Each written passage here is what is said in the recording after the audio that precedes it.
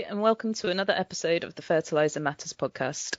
I'm Ruth Sharpe, ammonia editor at Argus, and in this episode, we are going to focus on the latest trends in the ammonia market, particularly some of the key market drivers in early 2025 and how this is likely to impact sentiment in the months ahead. To help me break this down, I've asked my colleague Lizzy Lancaster to join me. Lizzy is the senior reporter on the ammonia team. Hi, Lizzy. Thanks for joining. How are you doing? Hi, Ruth. Thanks for having me. I'm good, thank you. Great. So first of all, let's kick things off in Europe. One of the key drivers we have been seeing in January and February really is European delivered prices remaining quite elevated compared to the rest of the world. And the main driver behind this is high European production costs, particularly the TTF gas price, which is, I believe today is still around or above $14. So, Lizzy, one of the big pieces of news linked to these high production costs has been Yara's decision to mothball its UK facility. Perhaps could you outline what's happened here and why we think it's significant? Yeah, so it was quite a big piece of news, I think, earlier this month, and Yara announced that they'd made this decision to mothball their whole facility in the UK, which is around 300,000 tons per year production facility. And the decision behind that was essentially that they were no longer beginning to get the gas feedstock of hydrogen from INEOS, and that basically the plant could come back online if Yara were able to secure kind of cheap gas feedstock for the plant in future. But at the same time, it's kind of part of this wider narrative where Yara has also revealed that it's planning to cut its European production by 1 million tons a year in total. And we also saw at the end of last year, Yara announced it's planning this restructure of its Tertre plant in Belgium.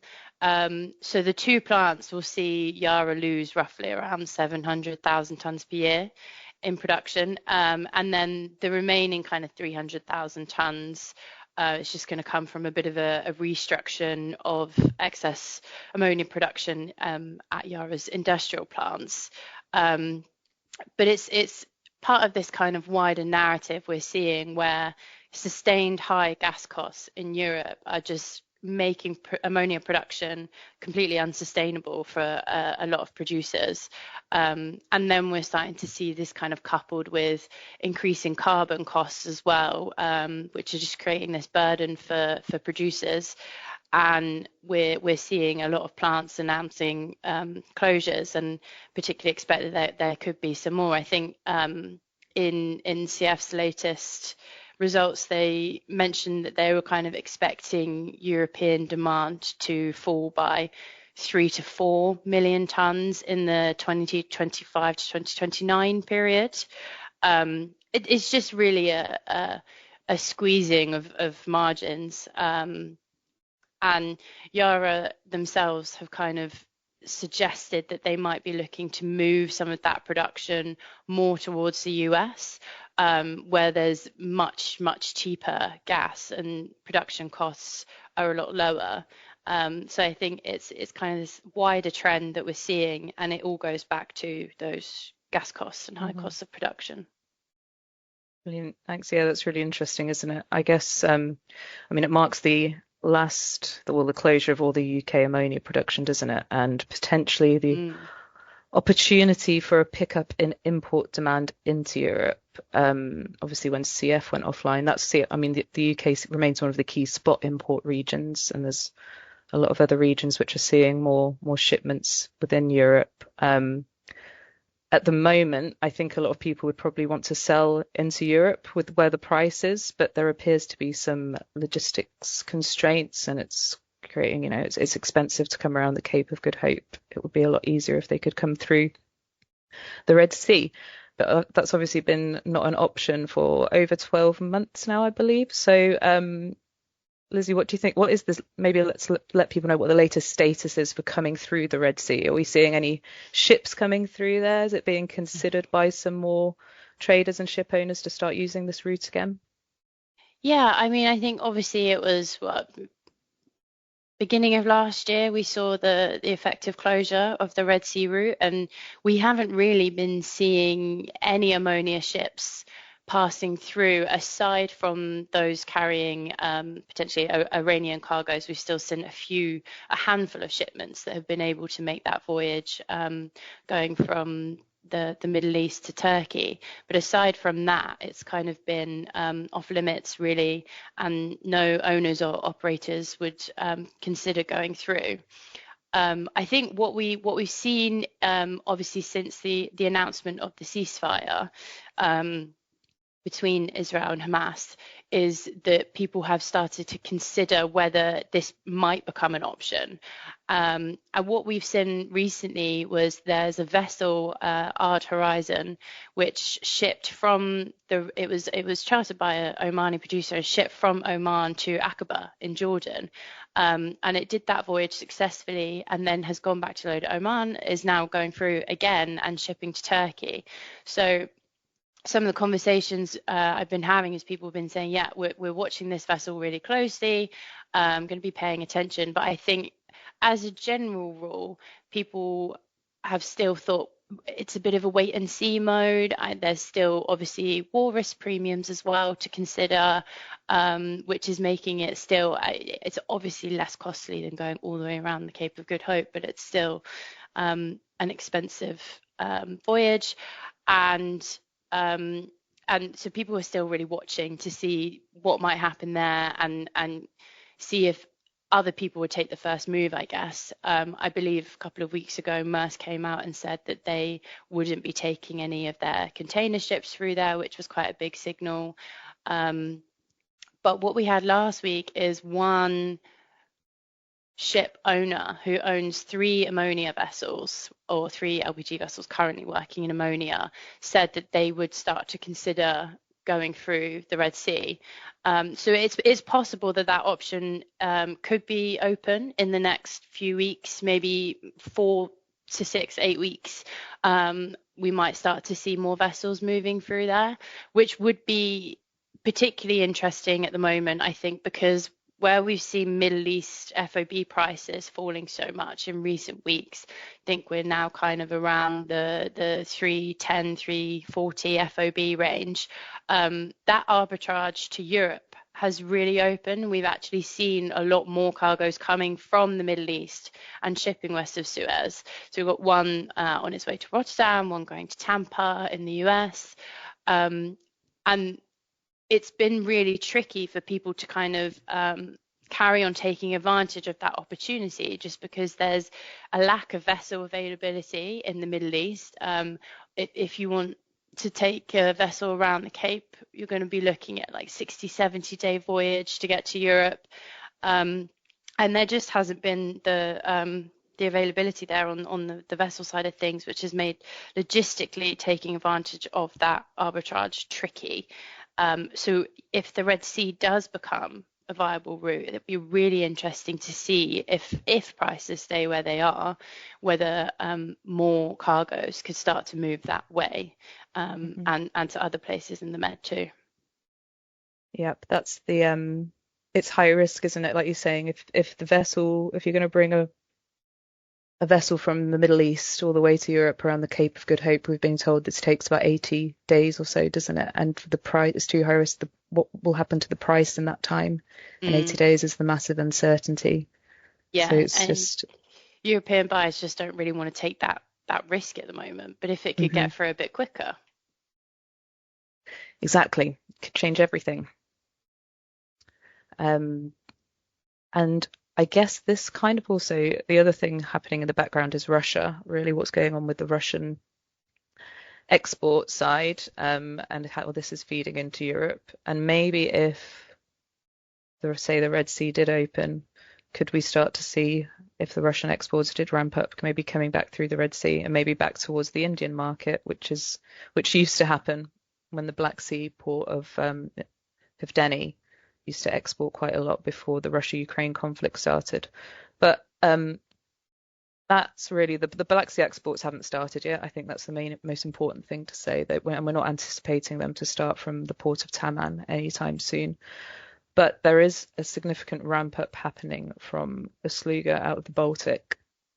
Obviously, Eurochem's been exporting a significant amount there through kind of doing direct loadings onto ships for the past year. I think they've managed to get between 400 to 500,000 tons out of the region last year. But Eurochem opened this new terminal at Uslagur in December, and so they're a couple of months into it, and you can see that they can really load quite a lot more from this region now. I think they've got a 1 million ton per year capacity now at this port, and looks like they're not far off that at the moment. I think they've done around 80,000 tons per month over the first 2 months of operation. But I guess they are still faced with the problem of where it can go. A lot of it is going into Eurochem's own facility in Antwerp. Some of it still goes to France, to LAT, and they are managing to sell spot to Turkey. So, but I guess the feedback we get as well, and the questions being asked, say if they do double this capacity, surely it will weigh on the region and continue to grow the supply balance. But how many people will actually be happy to take Russian ammonia in the near term? Maybe more to Turkey, obviously places like this. But yeah, I think that people are kind of seeing that link if the logistics are better. I mean, it still would be very expensive, I think, to send anything from the Baltic to, say, places like India or other regions around there. But the freight from the Black Sea through to India used to be a lot more competitive, really, than bringing it all the way from the Baltic. But again, all comes down to logistics. But we are expecting to see probably a growth of could potentially be 400, 500,000 tons of availability from Russia this year, which will really change things, I think, the further we get into the year. It's really interesting because that's a substantial pickup, really, in terms of supply. And if that is going to Europe potentially, I mean, are you expecting that to impact trade flows from other traditional suppliers for Europe, like Trinidad or Algeria?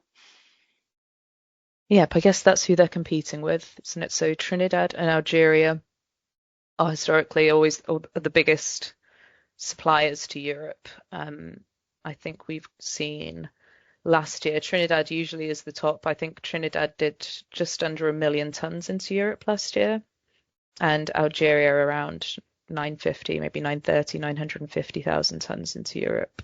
So they very much compete with each other as the key supply regions, and obviously they're duty-free regions into Europe as well. And prior to obviously the closure of the Black Sea, Russia was the other big supplier to Europe. But you've probably seen in the last couple of years, you've seen the importance of the US. Obviously, there's been new export capacity in the US, and we've seen far more come at it towards Europe too, even if sometimes it's in people's internal systems, but you're seeing that trade route happen a lot more.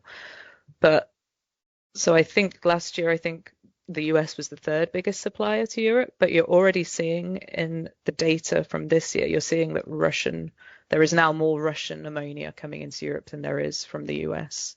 So that's probably going to be the key trade flow, trade route change that we might see this year.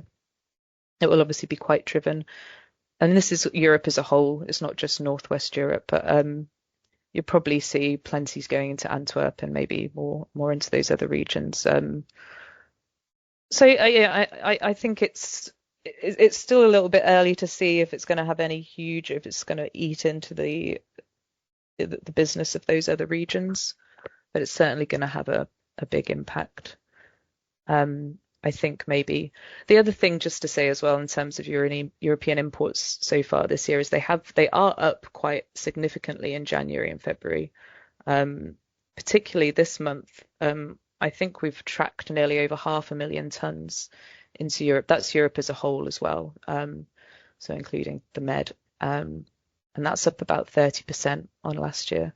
So there's clearly some kind of trend here where, whether it be people operating at lower rates because of high gas or good downstream demand, there is everyone knows that Europe's going to be one of the main import hubs going forward for a variety of regions, but we're starting to see really, really quite strong demand and steady demand into European import hubs, and that's why everyone's looking at it as such a target destination and sales area going forward. And I think, maybe just finally, just maybe some thoughts on sentiment, because it does, there are these different, like I've just said, there is good demand in Europe, but essentially it does look like the market will be quite oversupplied, and we're probably going to see a bit of downward price movement. The prices have been relatively inflated for the last year or so, and on paper, there's new capacity coming, and maybe improved logistical options. We should see some downward price movement. So, Lizzie, what do you think the key driver on the supply side will be in the next few months? Well, it's a interesting one. So obviously we've got GCA, the Gulf City Ammonia plant, which is now, I think, 2 years delayed, which is kind of the main thing that everyone's been talking about and waiting for. I think the latest we had on that is maybe it will come online in the next few months. I think it was in early commissioning stages earlier this year at some point, and then there was another technical issue of some kind which has delayed things again. So as I said, yeah, looking at maybe second quarter now for any meaningful exports, but that could have a potential play on what you were talking about, like the way up between US and Russia and impact that could have. But that could bring, it's a 1.3 million ton plant, so that will be shipping obviously most likely to Europe and a lot to Morocco. And the other thing we have with the US is Woodside's Beaumont low carbon capture plant. Now that the carbon capture I think is not due to start until next year, but that is meant to theoretically be coming up later this year, in the second half of the year with some grey ammonia exports. Obviously it's hard to count on that basis, just what we know and what we've learned about how hard it can be to bring a plant online. But obviously we could potentially be seeing quite a lot more supply from the US side of things. But I think just in terms of in the next few months specifically, in the Middle East, we've heard murmurs that Ma'aden might be considering maintenance at some point in one of its plants, and that always tends to have quite a big impact on the market in a short to mid-term. And Southeast Asia, I think people are looking at because prices have been falling there. And what we tend to see is as producers in Southeast Asia approach that producing cost mark, you can see some maintenances or closures there, which could be a bit of a driver on the supply side as well. But also, really it depends what does happen with Russia, and any potential peace deal between Russia and Ukraine could have a huge impact in seeing more Russian tons flood into the market, and that could obviously have a huge downward pressure on prices. So it's really hard to say anything concrete, but I think it's going to be a pretty interesting year for the market for sure. Yeah. But what about, I mean, that's the supply side. On the demand side of things, are you thinking any significant changes in the near term on that side? I think it's kind of more of the same in terms of where the key demand hubs are. Obviously, Morocco continues to expand its capacity and its ammonia consumption rates, and that's going to be taking over a few million tons every year. And obviously in the US Gulf, we're entering the usual seasonal applications window, and that looks like it'll be quite strong. We think in India, the other biggest demand market, there might be some new projects, some small new import terminals that might consume a little bit more later in the year. But overall, I think again, beyond that, it's very just going to be seasonal. It looks like the fertilizer side of things, the fertilizer demand is very much driving the demand sentiment at the moment. Industrial consumption is still relatively low compared to where it used to be, and particularly in East Asia, I think where it's weakest, the margins still aren't particularly good there. But that could all change if we see this drop off in price. So it's a lot of variables, a lot going on, and a lot of uncertainty. I think both on the supply and the demand side is probably the conclusion we've got to, and but it's quite interesting to track either way. I think that's everything that we wanted to discuss today. So Lizzy, thank you very much for joining this time. Thank you for having me. Yes, it's been great to have a chat about everything ammonia, and I think we'll probably be back soon because there's a lot of stuff going on with ammonia at the moment, especially in clean, and I think we've got a few other topics that we want to discuss in the coming months. So hopefully you can join us again then. So thanks very much for listening. We hope you've enjoyed this episode of Fertilizer Matters, and goodbye.